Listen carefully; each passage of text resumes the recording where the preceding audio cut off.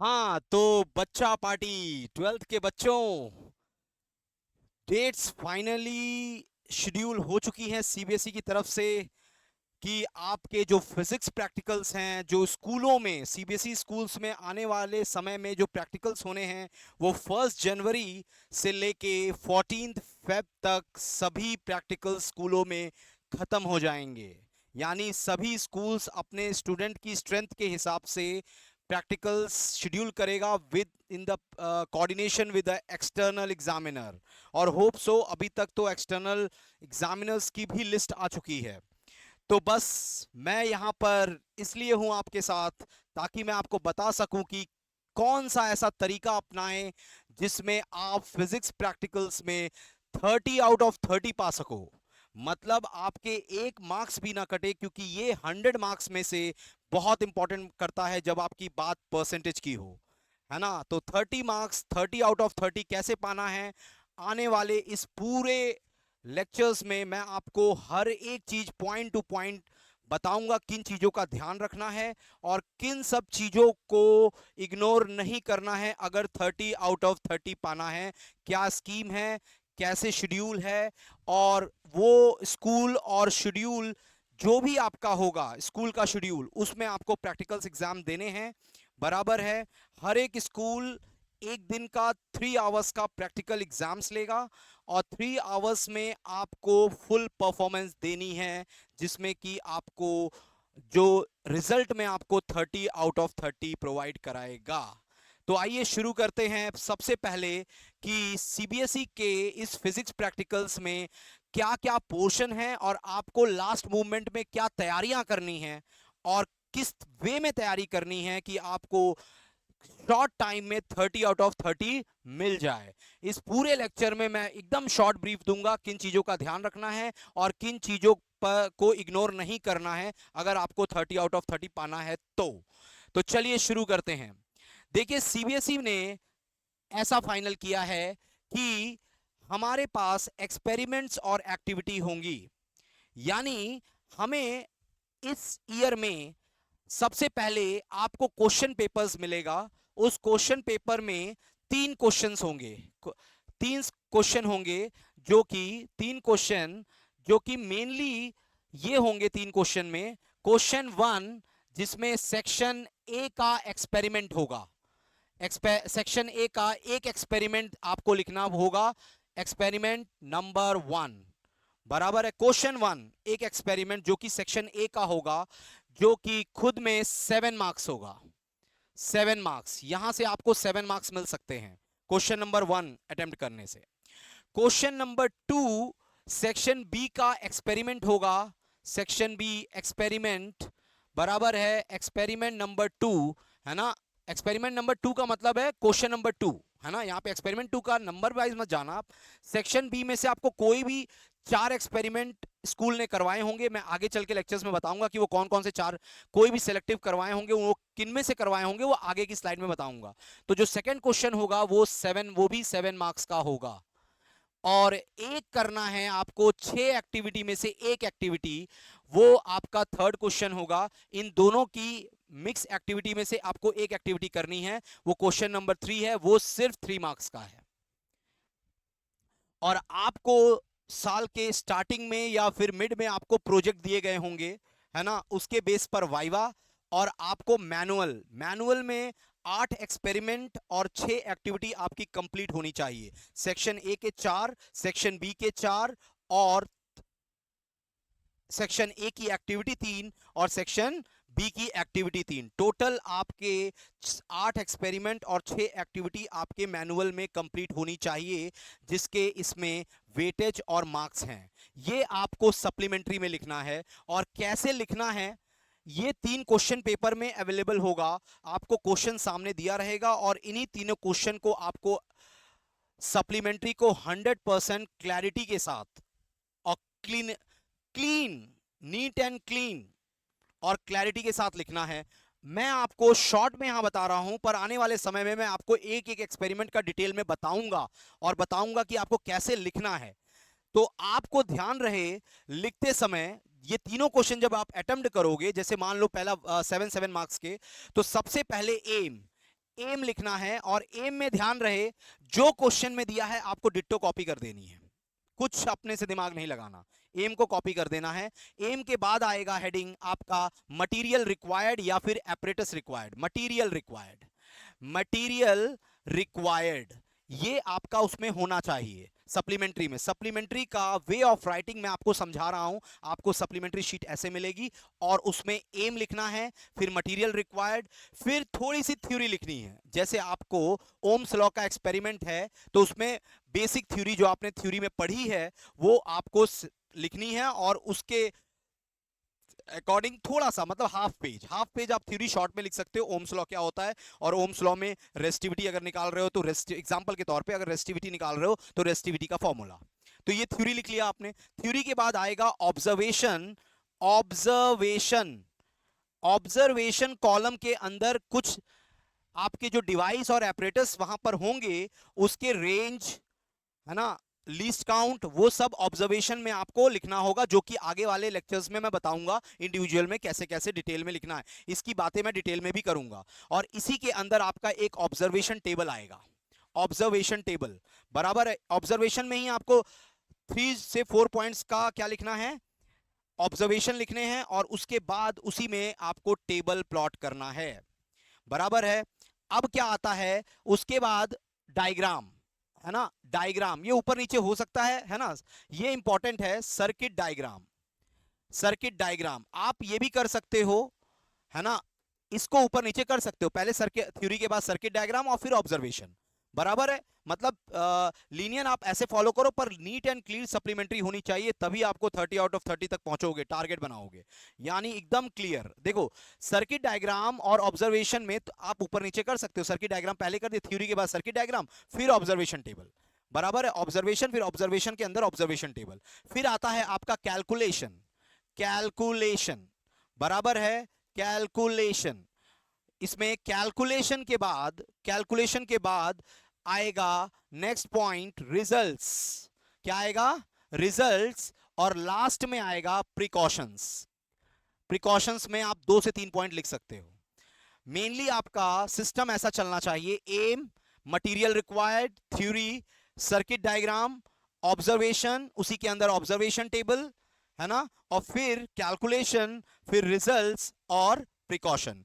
ये आपका सिस्टमैटिक हर एक चीज फॉलो होनी चाहिए। अगर ये फॉलो होता है तो आप 70% आप पहुंच चुके हो 30 आउट ऑफ 30 की तरफ। क्लियर है, ये सिस्टम आपको सब में फॉलो करना है। क्वेश्चन नंबर 1, क्वेश्चन नंबर 2, और एक्टिविटी में मैं तो तरीका बताऊंगा कि एक्टिविटी में कैसे करना है। एक्टिविटी में सिर्फ लिखना होता है, थोड़ा बहुत प्रोसीजर, थ्योरी है ना, और स्टार्टिंग के तो वही सब होते हैं। अब देखिए आगे जो सीबीएसई ने, मैंने जो बताया ना क्वेश्चन 1, उन सबके वेटेज जो मैंने अभी बात की, आपके 2 एक्सपेरिमेंट करने हैं, क्वेश्चन नंबर 1 और 2, जो कि है 7 और 7 मार्क्स के। ये आपको दिख रहा है 7 और 7 मार्क्स, मतलब क्वेश्चन नंबर 1, क्वेश्चन नंबर 2। बराबर है। प्रैक्टिकल रिकॉर्ड्स का मतलब है प्रैक्टिकल रिकॉर्ड जो आपने मैनुअल, मैंने बोला ना इसमें 8 एक्सपेरिमेंट होना चाहिए और 6 एक्टिविटी होनी चाहिए। इन दोनों को मिला के आपका मैनुअल 8 + 6 कंप्लीट होना चाहिए, और वो दिलाएगा आपको 5 मार्क्स। क्लियर है। अब मैंने बोला सेक्शन ए में टोटल 3 एक्टिविटी है और सेक्शन बी में भी 3 एक्टिविटी है। इन 6 को मिला के सिर्फ आपको एक लिखना है, वो जो है क्वेश्चन नंबर 3। क्वेश्चन नंबर 1 और 2 ये है, और क्वेश्चन नंबर 3 का ये है जो कि आपको सिर्फ एक एक्टिविटी लिखनी है और उसको परफॉर्म करनी है। वो क्वेश्चन नंबर 3 वो 3 मार्क्स का है, जो कि मैंने पहले भी बताया। बराबर है। अब आते हैं प्रोजेक्ट। जो आपको प्रोजेक्ट दिया गया है, फिजिक्स टीचर ने आपको अलॉट किया होगा जो प्रोजेक्ट, उस प्रोजेक्ट को आपको बनाना है। प्रोजेक्ट फाइल वो आपने साइनिंग भी करा ली होगी, स्टैंपिंग भी करा ली होगी, वो स्कूल है ना, तो वो 3 मार्क्स का है। और लास्ट में बचता है आपका वाइवा एक्सपेरिमेंट। वाइवा जो है वो कहीं से भी पूछा जा सकता है, वो आपका प्रोजेक्ट से भी हो सकता है, वो आपके एक्सपेरिमेंट से भी हो सकते हैं, वो आपकी थ्योरी से भी, पार्ट से भी हो सकता है।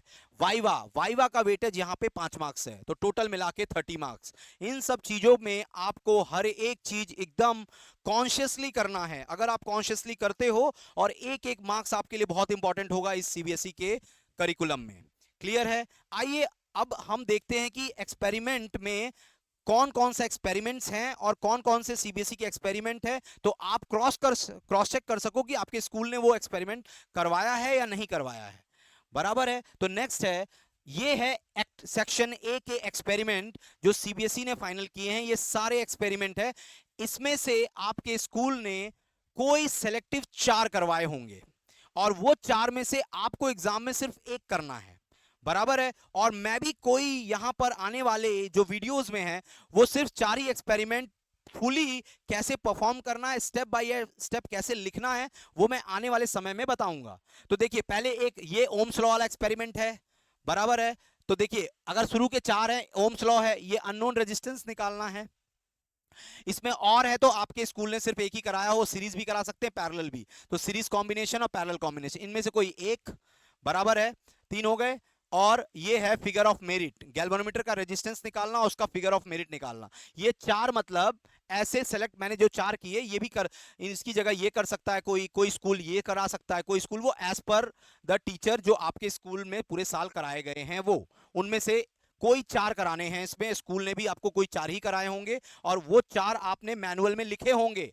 तो वही मैनुअल को आप रेफर करना जो 4 आपने मैनुअल में लिखे हैं, और वो चेक भी कर लेना कि वो 4 मैनुअल में हैं या नहीं है।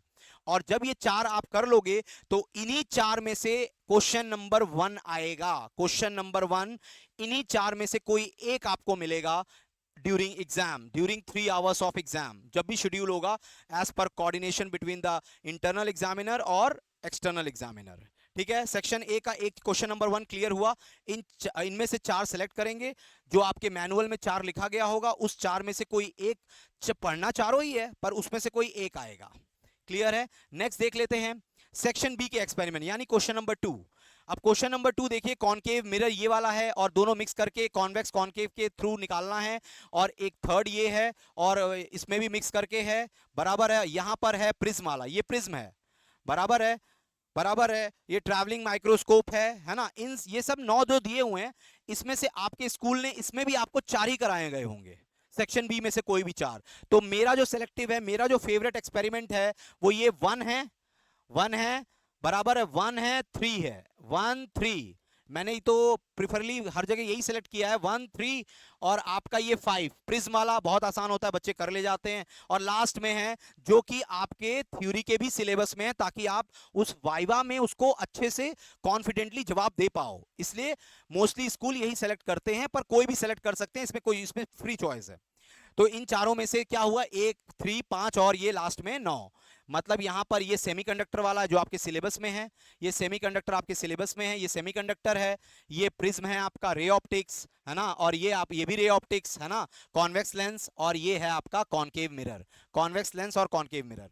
हालांकि इन 9 में से कोई भी स्कूल कोई भी सिलेक्ट कर सकता है, ऐसा नहीं है, पर आपके मैनुअल में इनमें से कोई 4 लिखे हुए होने चाहिए, और उसी 4 में से कोई एक क्वेश्चन आएगा, और वो एक क्वेश्चन जो होगा वो कहां का होगा, जो भी वो एक क्वेश्चन होगा, जो भी वो एक क्वेश्चन होगा वो इन्हीं 4 जो आपके मैनुअल में लिखे हैं उनमें से किसी एक आएगा। वो क्वेश्चन नंबर 2 होगा जो 7 मार्क्स का होगा।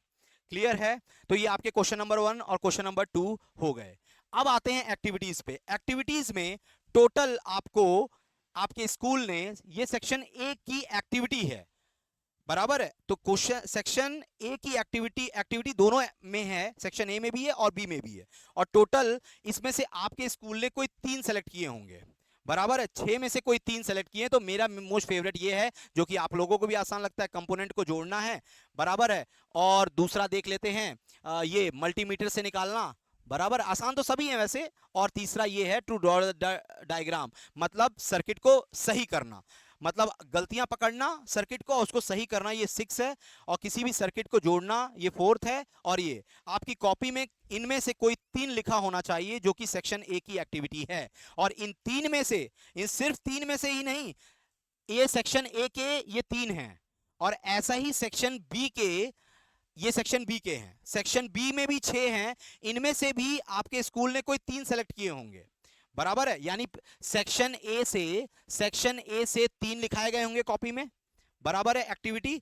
और सेक्शन बी में से भी 3 लिखाए गए होंगे, इनमें से कोई 3। तो मेरा फेवरेट है ये सिलेक्ट कर लो 1, है ना, बहुत अच्छा है। ये भी आपका वेव ऑप्टिक्स का टॉपिक है ना, दो ब्लेड के बीच से रेज निकलना, है ना। और तीसरा है ग्लास स्लैब, लैटरल शिफ्ट वाला। ये 3, वो स्कूल कोई भी 3 सेलेक्ट कर सकता है, पर मेरा अगर फेवरेट कोई पूछे तो मैं बोलूंगा कि 145 को मैंने 3 सेलेक्ट किया। ये 3 कॉपी में होना चाहिए। अगर ये 3 कॉपी में है तो ये एक्टिविटी जो सेक्शन ए और बी की मिला के कितनी हुई, 6 हुई। तो आपकी कॉपी में ये 6 लिखी होनी चाहिए, 3 इसमें से, 3 पीछे में से। और वो जो 6 है उसमें से सिर्फ एक क्वेश्चन आएगा, वो क्वेश्चन नंबर 3 जो मैंने स्टार्टिंग में बोला था, क्वेश्चन नंबर 3। तो आपका सीधा है क्वेश्चन 1 एक्सपेरिमेंट। कौन सा है, इलेक्ट्रोस्टैट के एक्सपेरिमेंट है। अगर देखा जाए तो इलेक्ट्रोस्टैट के एक्सपेरिमेंट जो क्वेश्चन नंबर 1 है। क्वेश्चन नंबर जो 2 है वो है रे ऑप्टिक्स के, है ना, रे ऑप्टिक्स के एक्सपेरिमेंट है मोस्टली, और एक सेमीकंडक्टर का है। और क्वेश्चन नंबर 3 जो मैंने ये 6 एक्टिविटी दिखाई ना, ये वाली, इसमें से कोई एक करना है। अगर आप ये सब करते हो, ये एक्टिविटी, है ना, अगर आप ये 3 चीज एकदम अच्छे से पढ़कर आते हो और कुल मिला के आप 8 एक्सपेरिमेंट और 6 एक्टिविटी को अच्छे से पढ़ के आते हो, मैं गारंटी बोलता हूं, और लिखने का जो मैंने प्रोसीजर बताया है वो सिस्टमैटिक फॉलो करते हो तो, और साथ में आपकी थ्योरी जो पढ़ते आ रहे हो उसमें, और जो आपने प्रोजेक्ट बनाया है उस प्रोजेक्ट को अच्छे से पढ़ते हो, बराबर है। मतलब अगर जो भी प्रोजेक्ट बनाया उसके यूजेस, प्रैक्टिकल एप्लीकेशंस, और उस बनाया है उसके फॉर्मूलेज, वो सब दिमाग में रखते हो, तो मैं गारंटी बोलता हूं आपको 30 आउट ऑफ 30 कोई नहीं रोक सकता। गारंटी है 30 आउट ऑफ 30। और यहां आपने 30 आउट ऑफ 30 पाया तो वहां पे आपके रास्ते आसान हो जाते हैं फिजिक्स की थ्योरी के। तो बस मैं यही कहना चाहूंगा कि all the best for all students. और हाँ, एक और चीज मैं ये बता दूं कि मैं ये सारे एक्सपेरिमेंट जो मैंने यहाँ पे टिक किए हैं वो मैं इंडिविजुअली एक एक लेक्चर में हर एक एक्सपेरिमेंट को डिटेल में, जैसे मैंने यहाँ पर सिर्फ आपको बताया कि इसको लिखना कैसे है, ये हर एक एक्सपेरिमेंट के लिए जो मैनुअल में सेलेक्ट मैंने यहाँ पे जो टिक किए उसको मैं इंडिविजुअली कैसे लिखना है, इसके अंदर कंटेंट क्या आना चाहिए, कैसे आना चाहिए, कैसे टेबल बनाना है, टेबल में कॉलम्स कैसे रखने हैं, कॉलम्स में कैसे इनपुट डालना है और किन चीजों पर ध्यान देना है, वो आने वाले एक एक एक्सपेरिमेंट, मतलब 8 एक्सपेरिमेंट और 6 एक्टिविटी में मैं इलेबोरेट करूंगा। बराबर है। तो यहां तक शॉर्ट में है जिन चीजों का ध्यान रखना है आपको। और बिल्कुल all the best for upcoming exam. आने वाले 10 तारीख के बाद after 10 your exams will started. Okay, all the best, good luck.